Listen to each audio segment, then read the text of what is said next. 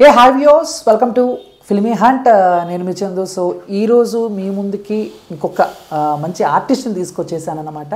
So ఆయన చూడంగానే మీరు ఆయన చేసిన సినిమాలన్నీ గుర్తుపట్టేస్తూ ఉంటారు. కానీ రీసెంట్గా సలార్లో మాత్రం స్టార్టింగ్లోనే ఆయన స్క్రీన్ ప్రెజెన్స్ కానీ ఆయన రౌడీయిజం కానీ చూపించి కాసేపు మనందరినీ భయపడతారనమాట. అండ్ అప్కమింగ్ పెద్ద సినిమాలో కూడా ఆయన ఉన్నాడు. ఈ సినిమాలన్నిటి గురించి ఆయన గురించి తెలుసుకునే ప్రయత్నం అయితే మనం చేద్దాం. ఆయనే యోగి ఖాత్రి గారు అనమాట. సో ఆయనతో మాట్లాడేద్దాం, చాలా విషయాలు తెలుసుకుందాం. నమస్తే సార్. హలో అండి. నమస్తే చందు గారు. బాగున్నారా? బాగున్నాను సార్, మీరు ఎలా ఉన్నారు? నేను చాలా బాగున్నాను. చూస్తాకేమో మీ డ్రెస్సు, మీ అంతా వేషధారణ అంతా రౌడీలా ఉంది, కానీ మాట్లాడితే తెలిసిద్ది ఆయన అంత స్వీటు అని. చూస్తాకి నాటు, మాట్లాడితే స్వీటు. అంతేనా సార్? అది ఈ రూపం నాకు దేవుడిచ్చిన వరం, మా తల్లిదండ్రుల ఇచ్చినటువంటి గొప్ప రూపం నాకు ఇది. ఓకే. కనిపించిన కరుకువన్నీ హార్డ్గా ఉండవు కదా.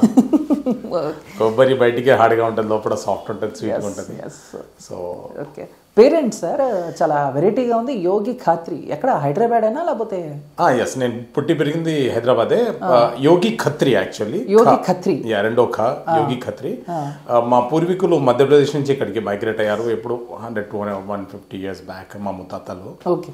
సో పుట్టి పెరిగింది మొత్తం లోకలే కాబట్టి అది ఉంటుంది కదా, ఆశ ఉంటుంది కదా, లోకల్ పుట్టి పెరిగిన ఆశ ఉంటుంది. సో పేరు కూడా కొంచెం అలాగే ఉంటుంది, north Indian kind of name. Okay okay. Only Yogi Khatri అయినా, కంత్రి కూడానా?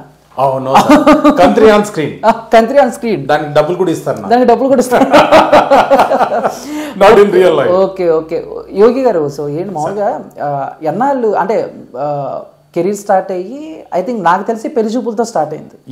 పెళ్లి చూపులు అనే సినిమాతో స్టార్ట్ అయింది 2016. 2016 to 2024 అంతే. అంతకుముందు ఎక్కడైనా యాక్టింగ్ కోర్స్ నేర్చుకున్నారా? బై బర్త్ బ్లడ్ లో ఉండిపోయింది అలాగా? లేదు సార్, ఎంత బ్లడ్ లో ఉన్నా కొత్త గొప్ప ట్రైనింగ్ అవసరం కదా. డైమండ్ ఎంత డైమండ్ అయినా ముందు రాయి ఉంటుంది, తర్వాత దాన్ని సానం పట్టాలి. కాబట్టి నేను 17-18 years ఉన్నప్పటి నుంచి నాకు సినిమాలు అంటే ఇంట్రెస్ట్. అప్పుడు ఒక చిన్న కోర్స్ చేశాను, యాక్టింగ్ కోర్స్. ఆ తర్వాత అయితే త్యాగరాజగాన సభ, తర్వాత రవీంద్ర భారతిలో నాటకాలు వేశాను. అప్పట్లోనే ట్రై చేశాను కానీ అంత వర్కౌట్ కాలేదు. దెన్ ఐ డిసైడెడ్ మళ్ళీ గట్టిగా కమ్బ్యాక్ అవుదామనేసి. ఆ టైంలో ఫ్రెండ్స్ ఎవరో చెప్తే అమెరికా వెళ్ళి యాక్టింగ్ నేర్చుకుంటే బాగా వస్తుందని చెప్పేసరికి then I went to US.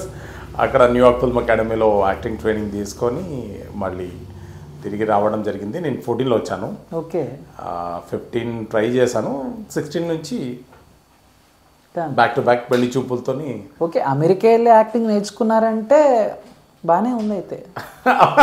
పర్లేదు, చెప్పుకోంత లేవు కానీ పర్లేదు, నేను బతికేంత, మీరు బతికేంత ఉన్నాయి.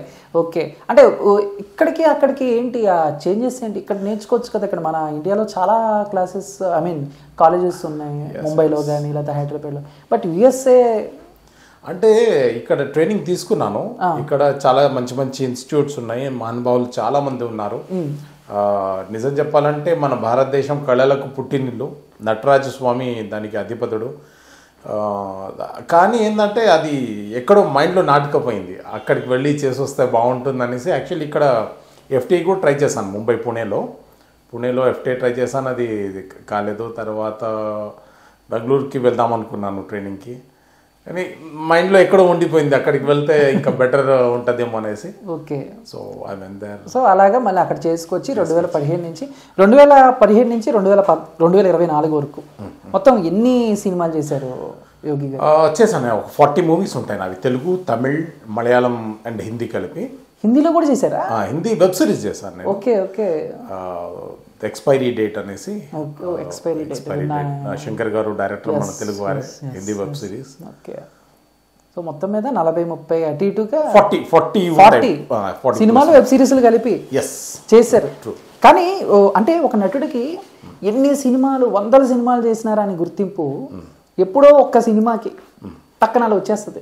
ఇప్పుడు మేము మిమ్మల్ని చూడంగానే మాకు ఫస్ట్ అలా గుర్తొచ్చేది ప్రజెంట్ సలార్. ఆవిడ వెనకాల పడుతూ ఉంటే నా టెరిటరీ మొత్తం ఇచ్చేస్తాను సంథింగ్ ఏదో ఆ కాసేపు ఉన్నప్పుడు కూడా భలే అనిపించారు. అంటే సో బేసిక్గా సార్ మాకు ప్రశాంత్ నీల్ గారు అనగానే KGF 2 చూసాము.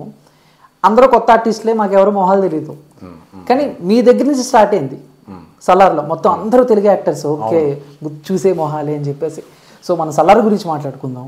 సో ఏంటి ఆ ఛాన్స్ ఎలా వచ్చింది? దానికి కూడా ఆడిషన్ చేశారా సలార్కి? యాక్చువల్లీ ఇప్పుడు మీరు అన్నారు కదా ఇన్ని సినిమాలు చేసినారా అని గుర్తింపు ఒక్క సినిమాతో వస్తుందని, అది నిజంగా ట్రూ. ఎందుకంటే దీని తర్వాత నన్ను చూసిన ప్రతిసారి అరే ఇతను ఈ సినిమాలో ఉన్నాడా, అరే ఇతనా అని అనుకోవడం, మెమరీస్ కూడా స్టార్ట్ అవుద్ది. మీరు అన్నట్టు సలార్లో చాలామంది తెలుగు వాళ్ళు ఉన్నారు ఈసారి. అంటే 1-2 కేటగిరీ చూసుకుంటే, ఫస్ట్ కేటగిరీ మన రెబల్ స్టార్ ప్రభాస్ గారు ఉండడం, ఆ తర్వాత అంటే ఇప్పుడు నేను చేసిన లెవెల్కి వచ్చేసరికి చాలామంది తెలుగు వాళ్ళు ఉన్నారు. నేను కానీ, సారిపల్లి కానీ, తర్వాత రాజేంద్ర చౌదరి గారు, మాతను కొలిచే అమ్మాయి, ఆ అమ్మాయి కూడా తెలుగు అమ్మాయి. అవునవునవును, అసలు చాలా మందికి లైఫ్ ఇచ్చారు చైల్డ్ ఆర్టిస్టులు. యాక్చువల్ నాకు సెలాలో ఛాన్స్ రావడానికి కారణం ప్రకాష్ రెడ్డి, మంచి మిత్రులు నాకు. చాలా రోజులు KGF 1-2కి కూడా ట్రై చేశాను, అది వర్కౌట్ కాలేదు. బట్ సార్కి నా ప్రొఫైల్ చూపించడం, ప్రొఫైల్ బాగుందని చెప్పడం.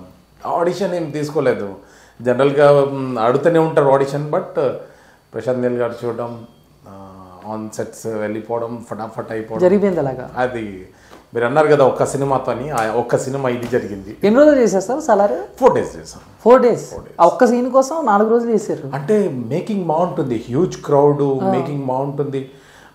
ఇంకొకటి ఏంటంటే అందులో డోర్ గేట్ పగలగొట్టుకొని అంబాసిడర్ రావడం, స్కిడ్ అవ్వడం, రెయిన్ ఎఫెక్ట్ కదా, అవన్నీ చాలా ఉంటాయి కదా. అది ఎలాగా రెయిన్ ఎఫెక్ట్ ఎలా అంటే? వాటర్ క్యాన్స్తోని కొన్ని గ్యాలన్స్ ఆఫ్ వాటర్ని త్రో చేస్తూ ఈక్వల్గా రావాలి.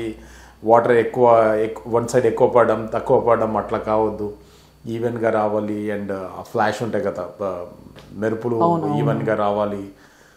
చాలా వర్క్ ఉంటుంది, మామూలు వర్క్ కాదు. సో ఆయనతో ఎలా కనిపించింది మీకు? ప్రశాంత్ నీల్ గారితో టేకింగ్ అయిన ఆయన స్టైల్ కానీ ఎలా? ఈజీ వర్క్, చాలా ఈజీ వర్క్. ఆయన ఎంత డీసెంట్గా ఎక్స్ప్లెయిన్ చేస్తానంటే క్యారెక్టర్ని ఇంజెక్ట్ చేస్తారు. అసలు క్యారెక్టర్ ఏంది, మీరేంది, మీ బిహేవియర్ ఏంది, ఆ క్యారెక్టర్ ఎలా బిహేవ్ చేస్తాడు, అతని మెంటాలిటీ, మైండ్ సెట్ ఏంటి, అతను ఏ కండిషన్లో ఎలా ఉంటాడు, ఏ డైలాగ్కి ఎలా రియాక్ట్ అవుతాడో చేసి మరీ చూపిస్తారు. అది డీటెయిలింగ్లో మాత్రం అసలు వండర్ఫుల్ అబ్బా. అంటే మీరు సెట్కి వెళ్ళకముందు ఏమన్నా ప్రశాంత్ నీల్ గారితో కష్టం అనిపించిందా? సెట్కి వెళ్ళిన తర్వాత మీరు అనుకున్నది తారుమారైందా? లేదు, ఆ తారుమారైంది. నేను భయపడ్డాను. నేను దసరా విమానం నాన్నగారి ఆపోజిట్ వర్క్ చేశాను, మన సముద్రఖని గారి చేశాను, వేణు గారి ముందు చాలా మందితో చేశాను నేను. కానీ ఒక డైరెక్టర్ కొంచెం స్ట్రిక్ట్ అనగానే గుండెలు ఎక్కడో భయం ఉంటుంది. అందులో ఆల్రెడీ KGF 1, KGF 2 బంపర్ హిట్లో, అంటే ఒక చిన్న మైండ్లో డైరెక్టర్ని కలిసేంత వరకు మైండ్లో ఎక్కడో రన్ అవుతుంటుంది. డైరెక్టర్ ఎలా ఉంటారో, ఎన్ని టేక్స్ అంటారో, వాళ్ళకు మన పర్ఫార్మెన్స్ నచ్చుతో లేదో, లోపల చిన్న భయం అయితే ఉంటుంది. బట్ అసలు కూల్ గోయింగ్ అబ్బా, కూల్, చాలా ఈజీ వర్క్ అనిపించింది నాకు. ఓకే.